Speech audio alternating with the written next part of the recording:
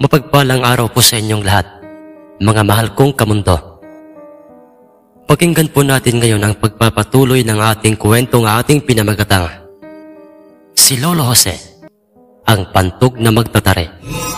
Maraming salamat po muna sa mga nag-like, nag-share ng ating kwentong ito. Sa mga bagong subscribers at sa mga hindi nag-i-skip ng ating mga ads, maraming salamat po sa inyo. Pakinggan na po natin ngayon ang karugtong ng ating kwentong ito. At pagkatapos na makumpletong lahat ang mga perang pusta at ang mga panabong, ay ikinasa na nga ang magiging bakbakan ng mga ito. Pinagharap si Lolo Jose na mayroong hawak na ugis na panabong ni Itay Virgilio. At si Lolo Pableto na hawak nito ang malatubang panabong ni Mang Esteban na kanya ring panganay na anak sa gitnang bahagi ng sabungan. Sa paraang ganito, ay kahit papaano ay may papahiya ko ang pamilya Mose. Sa paraang matalo kita na isang bantog na magtatari sa pamamagitan nitong aking malatubang panabong at nang taring ikinarga ko sa kanya. Ang merong paniniyak pang pagkakasambit ni Lolo Pableto kay Lolo Jose, ngunit hindi umiimik sa kanya si Lolo. Sa halip ay nananatili siyang kalmado sa mismong harapan ng kanyang dating kababata at kaibigang si Lolo Pableto, hanggang sa pinag-utos na nga ng sentensyador sa kanilang dalawang alisina ang mga kargadang kaluban ng mga tare ng dalawang mga panabong. At pagkatapos no'y kinareho nila o pinagharap ang mga ito, at do'y agresibong naunang tumuka sa mismong ulo ng aming ugis ang malatubang panabong. Ngunit hindi nagpadaig o nagpahuli ang aming ugis. Sinundan niya kaagad ito ng pagganti ng tuka sa pisngi at ulo, at halos ayaw na nga niya itong bitawan pa. Nagsigawan ng mga mamumusta at mga sabongerong nagsisiksikan sa paligid o labas ng sabungan, at paulit-ulit ng mga itong sinasabing bitawan na nga nila ang dalawang mga panabong. Pagkalapat ng mga paa ng malatuba sa sahig o lupa ng sabungan, ay tumingala kaagad ito at lumipad ng napakataas. Saka ito bumulusok sa nooy alertong ugis na nakapustura lang. Sunod-sunod ang mga pagpalo na ginawa ng malatuba sa ugis ni Itay Virgilio. Sa lakas at bilis ng malatubay, nagtagumpay itong dalhin sa gilid ng sabungan o ng ruweda ang ugis. Ngunit sa bawat pagpayo niya ng pagpalo sa ugis ni Itay, ay hindi nito maabot-abot ng kanyang kargadang paang may tare ang alinmang parte ng katawan ng aming ugis. Dahil kung kaano man kabilis pumalo ang malatubay, ganoon ring kabilis at kaalerto ang aming ugis na umiiwas sa kanya.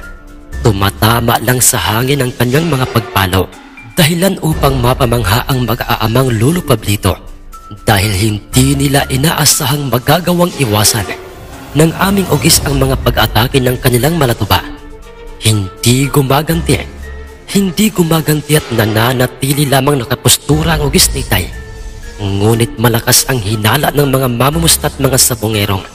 Naghihintay lamang ito ng tamang pagkakataon bago ito ririspak ng pag-atake sa malatuba. Lumipad pa itaas ang ugis ni Lolo Jose, ngunit nagulantang ito nang dumungaw na sa kanya ang malatuba. Umailalim ito o ang ugis sa malatubang panabong habang sila'y makikitang nasa ere. Isang malakas na pagpalo ang kanyang ipinagkaloob sa ugis at tinamaan sa kaliwang hita ang ugis. Bumulusok kaagad pa ibaba ang aming panabong at bumagsak sa sahig ng sabungan ng aming panabong. Mabilis naman itong tumayo, ngunit paika-ika na ang aming ugis. Bagsak na't sumasayad na rin sa sahig ng sabungan ang kanyang kaliwang pakpak, at may mansa na ng dugong gumagapang sa kanyang kaliwang hita. Meron na ring marka ng dugo ang tari ng malatubang panabong, at meron pang nakadikit doong iilang maliliit na balahibong nagmula sa aming ugis. Bumagsak sa harapan ng aming ugis ang malatubang panabong, at pumustura kaagad itong parang muling aarangkada ng mga pag-atake sa nooy makikita ng nahihirapan ng ihakbang ng aming ugis na panabong ang kanyang mga paang may tari.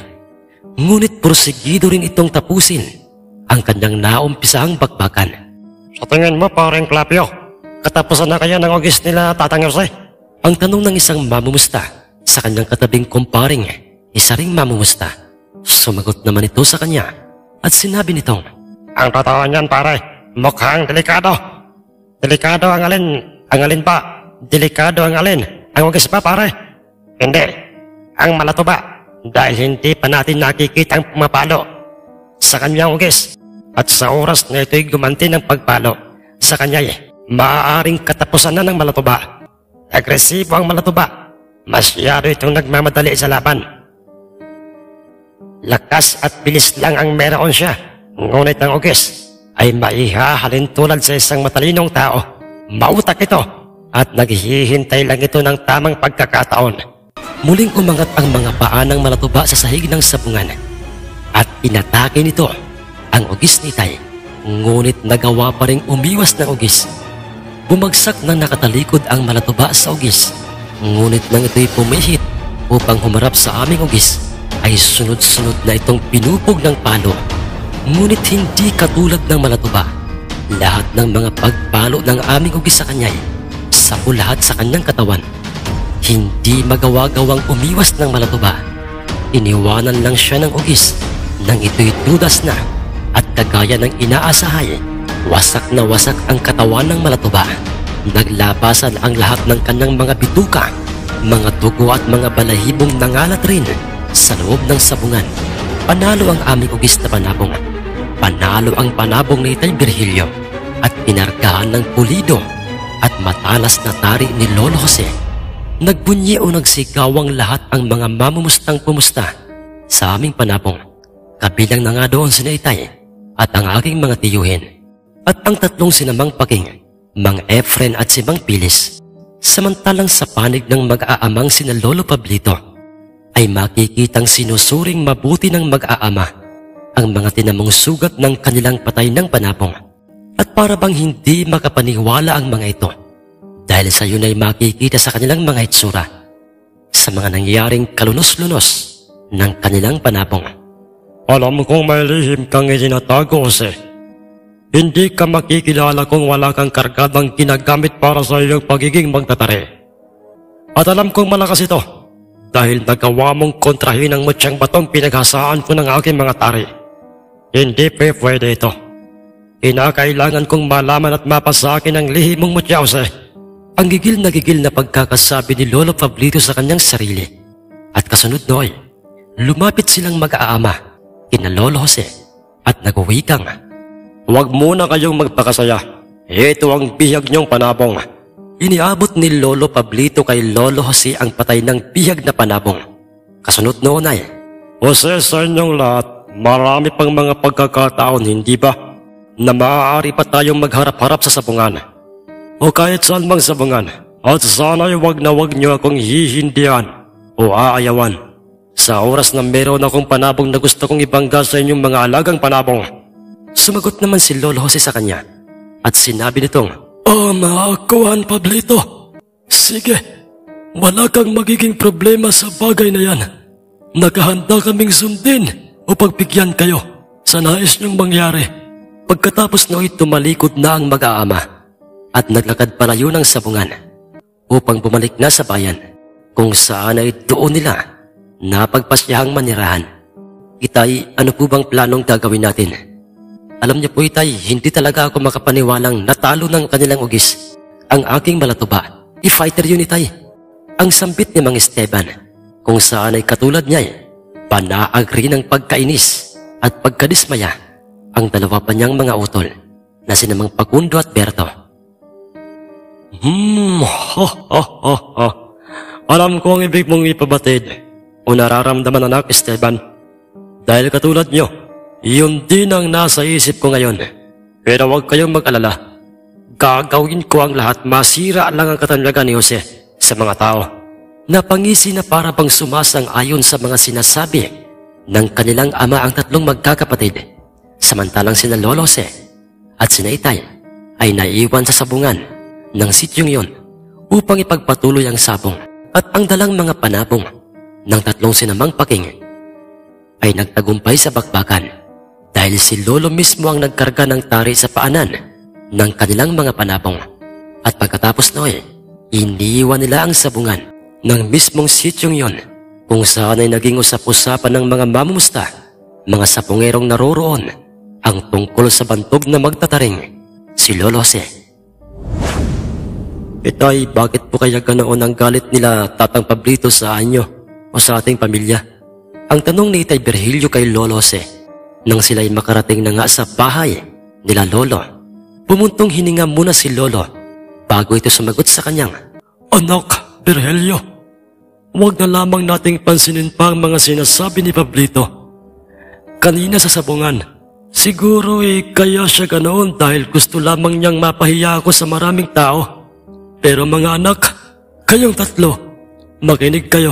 Tandaan niyo ito, masarap mabuhay sa mundo nang wala tayong naagrabyado. Pero Itay, bakit parang lumalabas pong tayo pa ang nag-agrabyado sa kanilang pamilya? Samantalang kung totosin po sila o ang kanilang pamilya ang totoong nagsimula noon. Noon pang panahon nila Lolo, hindi po ba? Ang sabi naman ni Tio Mauricio, Totoo yun anak, pero wala na tayong magagawa pa para baguhin ang kanilang isip. Basta't manatili tayo sa kung sino man tayo at wag na wag tayong papaapekto sa kanila. Pero Itay, paano po kung gumawa sila ng mga hindi magagandang pagkilos laban sa ating pamilya? Ano po kaya ang ating gagawin, Itay? Napaisip itong si Lolo Jose nang marinig niya ang mga sinabing yun ni Tio Henry. Kung sakaling mangyari yun mga anak, ay sinisiguro ko sa inyong mapipilitan silang magbago sa ayaw man nila o hindi. Kantiin na nila ang sino man, huwag lang tayo o ang ating pamilya. Dahil may gagawin ako sa kanilang tiyak na hindi nila magugustuhan. Ang nooy maamong hitsura ni Lolo Jose ay pansamantalang nagbago o nawala at napalitan yun ng galit habang binabanggit niya ang mga katagang yon. At yun ay nauunawaan nila Itay. Alam nilang mahal na mahal ni Lolo Jose at iniingatan niya ang kanyang pamilya. Kung kaya't ayaw nitong ni isa man sa amin ay maagrabyado o masaktan. Mga anak, sige na. Umuwi na muna kayo sa inyong pamilya. Mag-iingat kayong palagi at kung sakaling mayroong hindi magandang mangyayari, ay ipaalam niyo kagad sa akin. Sinunod nila Itay si Lolo Jose. Pansamantalang umuwi ang mga ito sa kanilang mga pamilya. At nang maiwang mag-isa si Lolo Jose sa loob ng kanilang bahay, kasama si Lola Maring, ay dooy dinukot ni Lolo Jose ang isang itim, ngunit kumikintab na maliit na bato na nasa loob ng kanyang malalim na bulsa. Ang batong pinagmumulan ng kanyang swerte o ang batong siyang kanyang tangang mutya, hindi lamang sa larong sabong, kundi ito'y nagsisilbi niyang pamproteksyon sa lahat ng mga pagkakataon. Ang mutyang pinakaiingatan ng kanyang mga magulang, ang mutyang buong pusong ipinamana ng aming mga lolo sa kanya, ang mutyang batong nagmula sa ilalim ng isang uri ng damo at mayroong mga dahong mas matalas pa sa bagong hasang kutsilyo, ang mutya ng ulat. Ang mutyang nagbibigay ng ugaling pagiging mahinahon ni Lolo. Taliwas yun sa ibang mga nagkakaroon ng mutya dahil karamihan sa mga ito'y binabago ang kanilang ugali ng bisa ng kanilang mutyang taglay. Ngayon alam ko na kung bakit ito ipinamana sa akin ng aking mga magulang. Hindi lamang para maging swerte sa lahat ng mga bagay, kundi para gamiting pamproteksyon sa aking sarili at sa aking pamilya. At ang pagbabalik nila Pablito sa baryong ito, kung sakaling ang may masama silang binabalak sa amin o sa aking pamilya, pues mabibigo sila dahil hindi ako makapapayag na wasakin nila ang aking pamilya. Ang nooy sambit ni Lolo Jose sa kanyang sarili habang kasalukuyan niyang hawak at nakaipit sa kanyang daliri ang mutyang batong yon. 3 araw ang lumipas. Magkakasamang umahon sa aming bundok sina Lolo Jose at ang 3 sina Itay Virgilio dahil kinakailangan nilang tumulong at samahan sa aming bundok ang aming mga kababaryong inupahan nilang magtatabas ng mga ligaw na damo. Ipinagawa yun ni Lolo upang magbunga ng maayos ang aming mga niyugan. At habang sila'y masasayang naglalakad sa daan ng bundok, ay biglang meron silang nakitang makakasalubong ng mga taong alam at natitiyak ni Lolo at nila Itay Virgilio na hindi pamilyar sa kanila ang mga itsura ng mga ito. Nasa 3 ang bilang ng mga ito at may mga itsurang pangkontrabida sa isang malaksyong pelikula. Isa sa mga ito'y may hinihitit na tabako, mga nakasombrerong pabilog na katulad ng mga cowboys. Pamilyar pa kayo sa tatlong mga kalalakihan yan, mga anak, na ngayon malapit na nating makasalubong? Ang tanong ni Lolo kina Itay. Hindi po, Itay, pero isa lang po ang natitiyak ko. Mga sabongero ang mga yan, sa kilos at tindig ng mga kalalakihang yan. Ang sagot ni Itay at ang mga katanungang yun ni Lolo Jose ay magkakaroon ng mga kasagutan dahil huminto ang mga ito sa tapat nila Lolo Jose at nagsalita ang nasabing mamang merong hinihitit na tabakong. Magandang umaga sa inyong tatlo. Meron lang sana kaming gustong itanong sa inyo kung saan namin makikita sa bayong ito ang tahanan ng bantog na magtataring nagngangalang si Tatang Jose o mas kilalang si Lolo Jose. Gulat at nagtatakang nagkatitigan sina Lolo nang marinig nila ang mga sinabing yon ng naturang mamang yon. Mga iyo, ako si Jose, ang taong tinutukoy mo, at ang tatlong ito ay ang aking mga anak. Ganoon ba? Totoo kayang isa kang mahusay na magtatari? Naitatanong ko yan kasi parang hindi ako naniniwala doon. Base na rin sa nakikita ko sa'yo. Aalma na sana si Itay dahil parang pinabastos na nga nito si Lolo Jose. Subalit nakuha sila sa tingin ni Lolo Jose na para bang sinasabi ng mga mata ni Lolo sa kanilang, huminahon lamang kayo mga anak. Iho, kung hindi ka naniniwalang ako nga ang taong hinahanap nyo, ay wala na kaming magagawa pa. At saka, walang dahilan upang magsinungaling ako sa iyo o sa inyo. Ang sabi pang muli ni Lolo sa kanya. Nasabi ko kasing hindi ikaw ang magtataring hinahanap namin Patang. Dahil parang wala ka namang kakayahan o lakas para magkarga ng taray sa paanan ng isang panabong. Pero bueno, ako si Arturo at ang dalawang ito ay sina Bogart at Prono. At kaming tatlo ay mga tauhan ni Karekto. Ganoon ba, mga iyo? Ibig bang sabihin ay kayo'y mga... Oo, Tatang. Mga taong labas kami. Mga rebelde. At kaya kami naparito dahil ipinasusundo ka sa amin ng aming pinuno. Ngayong mismong oras na ito, dahil meron siyang gustong sabihin personal sa'yo. At kapag kasinabing personal, Tatang, ay kinakailangang ikaw ang makaharap niya. At sa kahito pa, ang gusto ni Karekto ay ikaw lang mag-isa. Tatang, ang isasama namin ngayon sa aming kuta. Ano? Hindi pwede yan. Matanda na ang aming ama. Kaya't kinakailangang may makakasama siya papunta roon. Sa sinasabi niyong kuta, kahit isa man lang sa amin. Ang sampit kagad ni Tay Virgilio, ngunit pasensya ka na, pero tumutupad lang kasi kami sa utos ng aming pinuno. Mga anak, huwag niyo akong alalahanin pa. Ako na ang bahala. Kaya ko ang aking sarili. Sige na, magpatuloy na kayo sa inyong lokasyon. Pero Itay, mga anak, magtiwala kayo sa akin. Babalik ako rito mamaya. Wala nang ang nagawa pa si Itay. Labag man sa kanilang kaloobay, pumayag na lang sila kay Lolo Jose. Nagpatuloy sila sa kanilang lokasyon, sa bundok. At si Lolo Jose ay kasama na ng mga kalalakihang yon na umakyat patungong pinakang pusod ng gubat sa kuta ng mga rebeldeng pinamumunuan ng pinunong nagngangalang si Karekto. Alam ko't nararamdaman ko sa aking sarili sa pamamagitan ng aking mutya na hindi maganda ang mga sasabihin sa akin ng kanilang pinuno. Pero sige lang, makikipaglaro ako sa inyo. Pero sa oras na may gawin kayong hindi maganda sa akin, ay uunahan ko na kayo. Hindi pa ito ang panahon.